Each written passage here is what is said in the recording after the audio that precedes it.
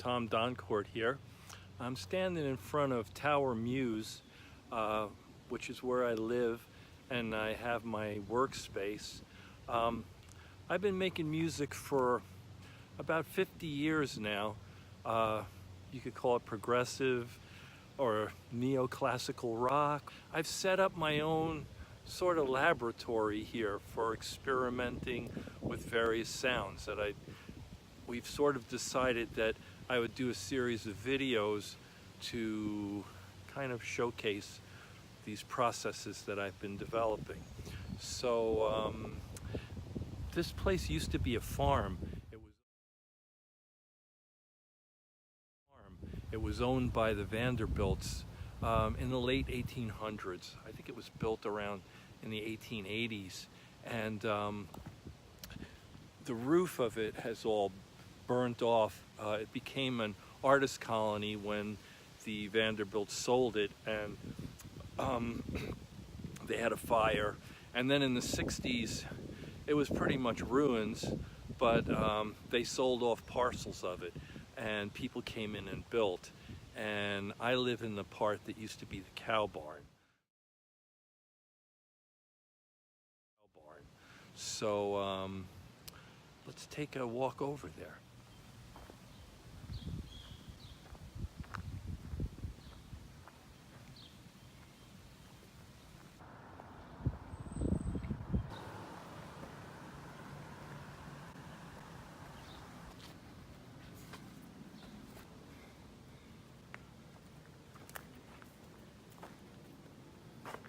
Door. So the house is a little messy, and that's mainly because I live here. It's hard to keep track of all this stuff.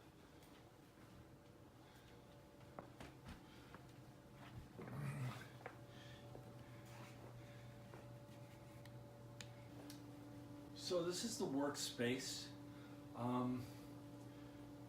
It's not your typical, it's specific to what I need it to be. It's a hybrid system, so all the analog information, all the keyboards, microphones, everything go into this mixer, and then I have 8 outputs, which I can choose. They can go through various preamps if I want them to, and then they get processed into analog, get recorded into the computer, and then when they play back, I play them through this submixer, which turns them into stems. So I could take all of the vocals, all of the mellotron tracks, organ tracks, bass tracks, drum tracks, and so forth, and turn them into separate channels, separate groups that I guess you would call stems, and do a stem mix. So I could bring all the mellotrons up at once, or all the vocals up at once. Then it gets re-recorded. It goes through this compressor, goes into this equalizer, and it's back in the analog. But then it gets recorded again digitally back to here. Then I take Mr. Softy. Then I take all of my songs. Once an album's worth of tracks are done, I take them all and put them all together and level them out and master them.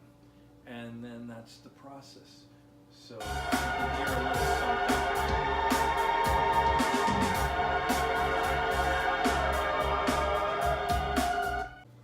Okay, over here I have my mellotrons.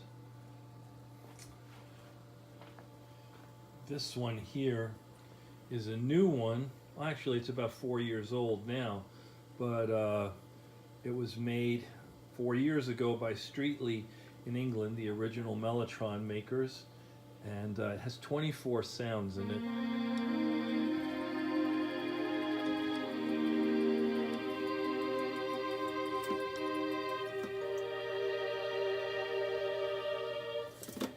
And I love my mellotrons.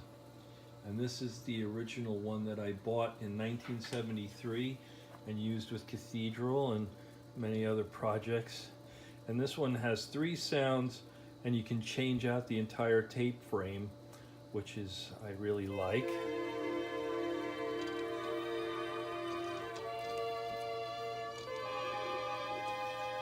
Needs a little adjusting there.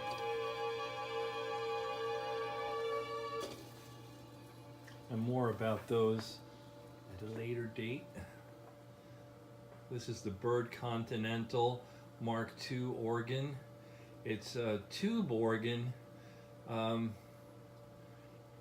sounds really cool. And this is the Yamaha CS70M polyphonic synthesizer. Jennings Univox, really old little monophonic organ that runs on tubes. My old Hammond M3, that's the keyboard I've had the longest of all of them in this place. In the corner there's a little tiny Leslie that I can also use when I'm playing out. Wurlitzer Mark II electric piano. This is the Omdia. It's an Ons Martineau made by David Keane up in Calgary. So it's a new instrument based on the really old one. And it's MIDI'd up to this Oberheim SEM, and it comes with its own special speaker, but it also is hooked up to that gong over there. It has a transducer in it, and that causes a kind of a reverberation in the gong. This is the Moog 15. It's similar to the Omdia in that it's a reissue. It's a modern version of a synth that Moog made in the 70s. And this is the little fatty Moog and little Hammond underneath of it. I swear I will never move another big giant Hammond again. Solovox in the corner with a microkorg riding piggyback on it. This is the bass rig that my bassist Chuck Burnclough uses whenever he comes over. I also hook up keyboards. I have it rigged up so that I can run any instrument that goes into my mixing board through any of these amps in any configuration I want. So I often record the mellotrons through these amps. Gives it sort of the right kind of mellotron sound. Got a couple of transistor organs over here. Farfisa Compact Deluxe that I really like. And this little Ace Tone, that's a great compact organ. This needs no explanation. Drum kit for when drummers come over, because unfortunately I'm a terrible drummer. Various gongs, bells, percussion stuff. I really love percussion instruments. They have like secret music locked up in them that you have to coax out.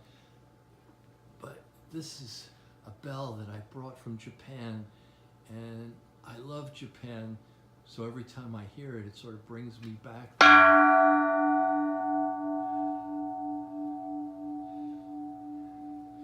See, I have some racks of other Japanese drums and wood blocks and various instruments.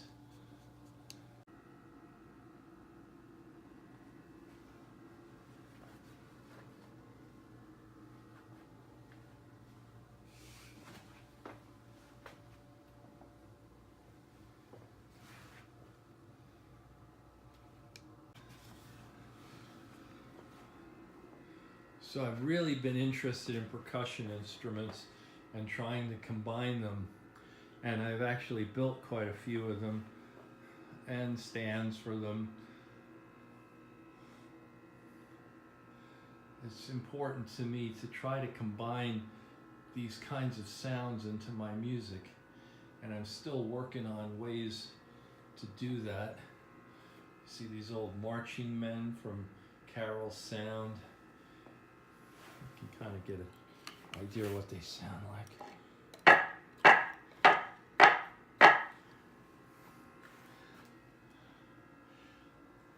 Big glass bell here. It's a great tone. A couple of drums.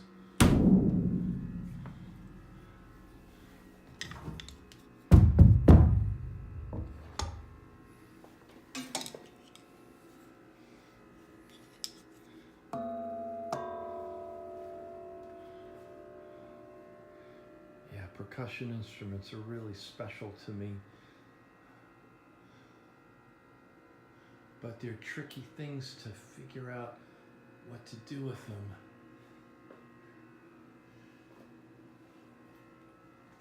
And I have a whole closet full of weird assorted things that I've collected. I had to do a lot of traveling for the Museum of Natural History, and I always tried to make sure I brought back some things, but I give better demonstrations of all of this stuff in other videos. And these are the tape racks that I use on the white Mellotron I showed you before. So I've got a few of those, and that's about it for now.